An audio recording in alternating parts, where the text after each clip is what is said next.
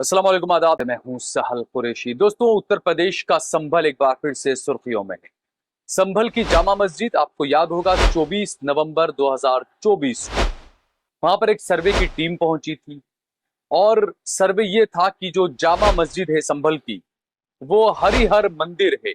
इस तरह की बातें हुई। वहां पर सर्वे की टीम पहुंची कोर्ट के आदेश के बाद, और जो सर्वे की टीम के साथ में जो वकील मौजूद थे, हरिशंकर जैन और विष्णु शंकर जैन, उन्होंने वहां पर उन पर आरोप लगा कि उन्होंने नारेबाजी की और उसके बाद में वहां पर दंगे हुए। अब आज एक बार फिर से वो सुर्खियों में इसलिए है कि उत्तर प्रदेश के संभल में हुए दंगों को लेकर एक आयोग, जांच आयोग गठित किया गया था। इस आयोग ने आज राज्य के मुख्यमंत्री योगी आदित्यनाथ को अपनी रिपोर्ट सौंप दी। तकरीबन 450 पन्नों की ये रिपोर्ट है। सारे चैनल्स, सारे गोदी मीडिया के एंकर्स, सारे गोदी मीडिया के रिपोर्टर्स इस मामले पर चर्चा कर रहे हैं और जबरदस्त हंगामा खड़ा कर रहे हैं, क्योंकि शायद ये रिपोर्ट भी कुछ ऐसी है कि ये सिर्फ राज्य का ही नहीं, देश भर का माहौल खराब करने वाली ये रिपोर्ट कह सकते हैं। लेकिन हैरानी की बात तो यह है कि जब ये रिपोर्ट आई, जब ये रिपोर्ट पेश की गई मुख्यमंत्री को, तो ये जो चैनल वाले ने, मीडिया चैनल वाले जो बड़े बढ़ चढ़कर इसको बता रहे हैं, यही मीडिया चैनल वालों ने 2 दिन पहले संभल से ही जुड़ी हुई एक खबर को दबा दिया। कहीं पर भी उसको जगह नहीं। वो खबर क्या थी? वो खबर ये थी कि कांग्रेस के अल्पसंख्यक विभाग के जो वाइस चेयरमैन हैं, शाहनवाज शेख, जो गुजरात के अहमदाबाद के पूर्व काउंसिलर भी हैं, उन्होंने राष्ट्रीय मानवाधिकार आयोग को संभल हिंसा को लेकर एक अर्जी दी थी और मांग की थी कि संभल हिंसा के अंदर जो 5 मुसलमान शहीद हुए हैं, मारे गए हैं, और 30 से ज्यादा जो लोग जख्मी हुए हैं, उस पर जो है वो कार्रवाई की जाए। पुलिस को लेकर ये अर्जी जो है वो दी गई थी मानवाधिकार आयोग। मानवाधिकार आयोग ने शाहनवाज शेख की अर्जी पर संज्ञान लेते हुए, सुनवाई करते हुए संभल के एसपी को नोटिस जारी किया, लेकिन गोदी मीडिया ने इस खबर को आप तक नहीं पहुंचाया। मानवाधिकार आयोग ने संभल के एसपी को नोटिस जारी करते हुए कहा कि इस मामले में कार्रवाई की जाए। जो 4-5 लोग जो मारे गए हमले के अंदर, इस दंगे के अंदर, और जो 30-35 लोग जो जख्मी हुए हैं, और इसके साथ ही साथ यह भी कहा मानवाधिकार आयोग ने संभल के एसपी से, उनको फटकार लगाई और कहा कि बेकसूरों की गिरफ्तारी रोकी जाए, बेकसूरों की गिरफ्तारी न की जाए। साथ ही साथ यह भी कहा कि जो पीड़ित हैं उनको मुआवजा भी दिया जाए। इतनी बड़ी खबर गोदी मीडिया ने छुपा दी। 2 दिन पहले की यह खबर है दोस्तों। कहीं पर आपको यह खबर नहीं दिखेगी कि संभल के एसपी को किस तरीके से फटकार लगाई गई। साथ ही साथ यह भी कहा मानवाधिकार आयोग ने कि जो पुलिस वाले इसके लिए जिम्मेदार हैं, उनके खिलाफ भी सख्त कार्रवाई की जाए और 4 हफ्तों के अंदर रिपोर्ट सौंपी जाए। लेकिन गोदी मीडिया ने यह खबर कहीं पर भी आप तक नहीं पहुंचाई, किसी के जरिए आप तक नहीं पहुंचाई यह खबर। और जब आज इस संभल के मामले के अंदर दंगों को लेकर एक जो तथाकथित जो रिपोर्ट बनाई गई 450 पन्नों की, वो रिपोर्ट जिन लोगों ने बनाई है, वो मैं आपको उनके नाम बताता हूं। हाईकोर्ट के सेवानिवृत्त जज देवेंद्र अरोड़ा की अध्यक्षता में यह रिपोर्ट तैयार की गई है और इसके मेंबर थे रिटायर्ड आईपीएस अधिकारी और राज्य के पूर्व डीजीपी एके जैन। एके जैन, आप देखिए राज्य वो कब कब थे, क्या क्या था उनका मामला। और उसके साथ ही retire IAS officer Amit Mohan Prasad भी इस कमेटी के मेंबर थे, जांच कमेटी के, जिन्होंने 450 पन्ने की रिपोर्ट जारी की। अब इस रिपोर्ट पर बात करते हैं। इस रिपोर्ट में एक बार फिर से 600, 700, 500, 800 साल पुराने बाबर का जिन एक बार फिर से इन्होंने बाहर निकाल दिया है। रिपोर्ट में जो बातें कही गई है, बड़ी मज़ाक़खेज़ बातें कही गई है। मानो ऐसा लगता है कि यह रिपोर्ट किसी अधिकारी ने नहीं, किसी स्वयं सेवक संघ के पदाधिकारी ने तैयार की होगी। इस रिपोर्ट में कहा गया है, जो बातें इसमें कही गई है मोटी मोटी, वो मैं आपको बताऊंगा। 1947 में संभल में 45% हिंदू थे, जो अब कम होकर सिर्फ 15% बचे हैं। ये इस रिपोर्ट में कहा गया। ये दंगों की रिपोर्ट है दोस्तों, ये ज्योग्राफी बता रहे हैं आपको। दंगों की रिपोर्ट में 5 मुसलमान कैसे गोलीबारी में मारे गए, वो इस रिपोर्ट में नहीं बताया गया ना।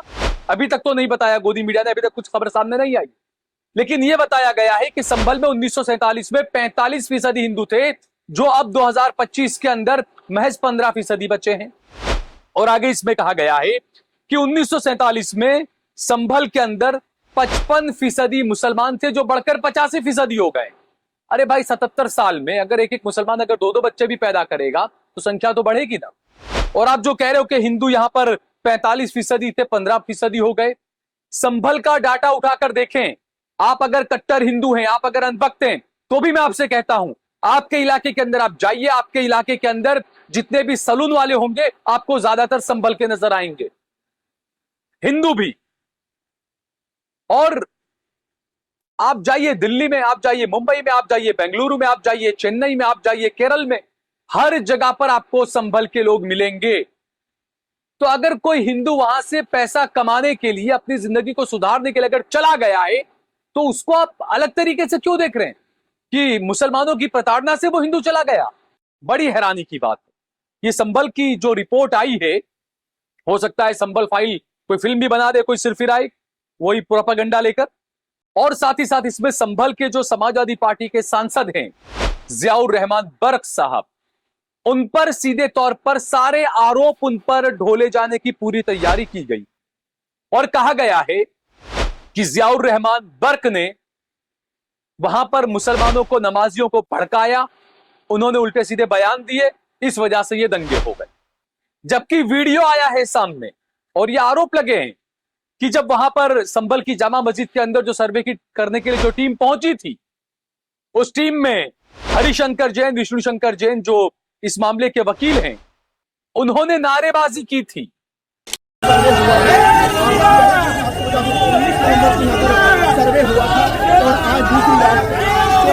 वो वीडियो सामने आया था और आरोप है कि उस नारेबाजी के बाद ही संभल का माहौल खराब हुआ, वहां पर दंगे हुए और पुलिस की गोली से 5 मुसलमान मारे गए। ये आरोप लग रहे हैं। अब वो किसकी गोली से मारे गए, कैसे मारे गए, किसकी गोली थी, कौन थे, कैसे थे, वो सब जांच का विषय है। लेकिन हैरानी की बात तो होती है कि दंगों को लेकर एक रिपोर्ट पेश की जाती है, जिसमें दंगों के अंदर मरने वालों का जिक्र नहीं है।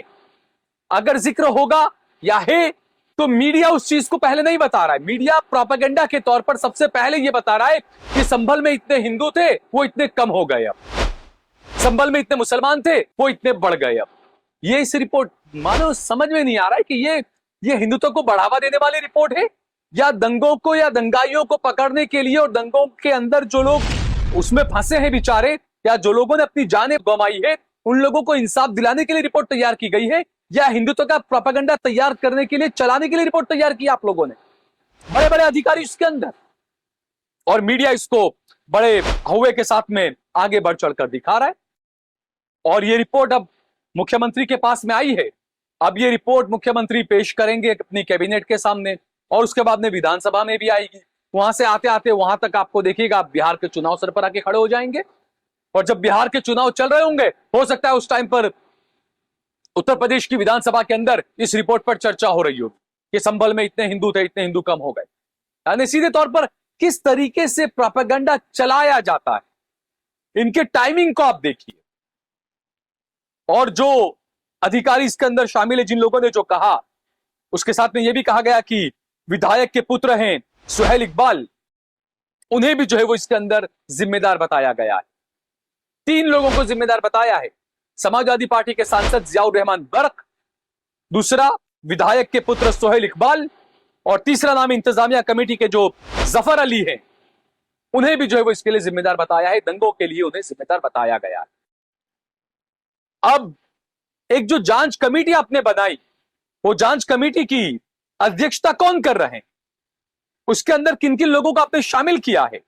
अब आप सोचिए कि रिटायर्ड आईपीएस अधिकारी व पूर्व डीजीपी एके जैन इसके मेंबर हैं।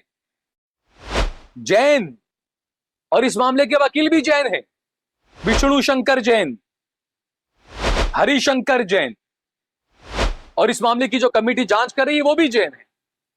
तो आप समझ सकते हैं। और कौन डीजीपी कब कहां रहा, किस वक्त में कौन कौन कहां था,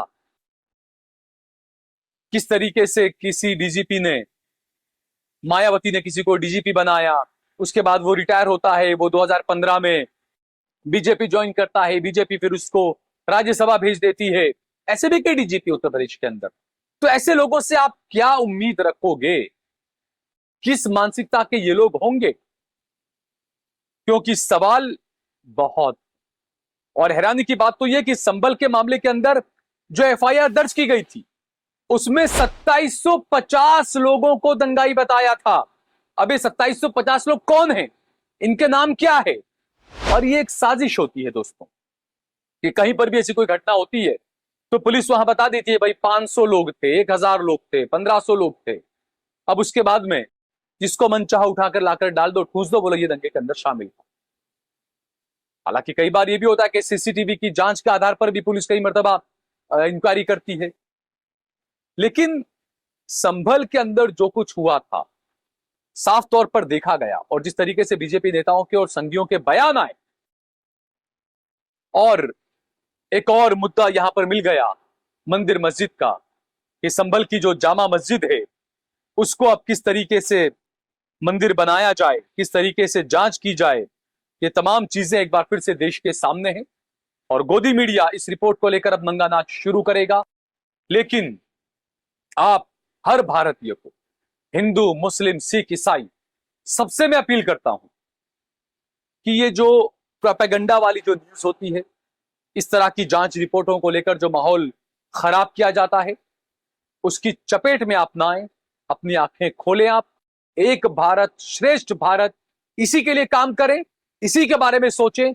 कट्टर हिंदू, कट्टर मुस्लिम, इन चीजों पर ध्यान न दें, क्योंकि धर्म आपका आपका अपने साथ है, धर्म मेरा मेरा मेरे साथ है। मैं आपसे नहीं कहूंगा कि अल्लाह अकबर का नारा लगाओ, आप भी ना कहें किसी मुसलमान को कि जय श्री राम का नारा लगाओ। बाकी नेता जो लोग हैं, ये आप समझ सकते हैं, किसी नेता का बेटा, किसी बीजेपी का नेता का बेटा आपको नहीं दिखेगा कि वो जाएगा जामा मस्जिद में मंदिर मंदिर बनाने के लिए कि भाई मैं मंदिर बनाऊंगा चलिए। आम लोग आपको वहां पर भगवा झंडा लेकर लहराते हुए नजर आ जाएंगे, और जब पुलिस गोलीबारी या दंगे होते हैं तो ऐसे ही बेचारे आम लोग मारे जाते हैं। इस बारे में हम सभी को सोचना चाहिए। इस वीडियो को ज्यादा से ज्यादा शेयर करें, कमेंट करें, लाइक करें। अगर आपने हमारा चैनल सब्सक्राइब न किया तो हमारे चैनल को जरूर सब्सक्राइब करें। डिस्क्रिप्शन में ज्वाइन बटन का लिंक दिया हुआ है, आप ज्वाइन करके सीधे हमारे साथ जुड़ सकते हैं। हमने हमारा नंबर दिया है, ज्यादा से ज्यादा हमारा सहयोग करें, समर्थन करें। जय भारत, जय हिंद।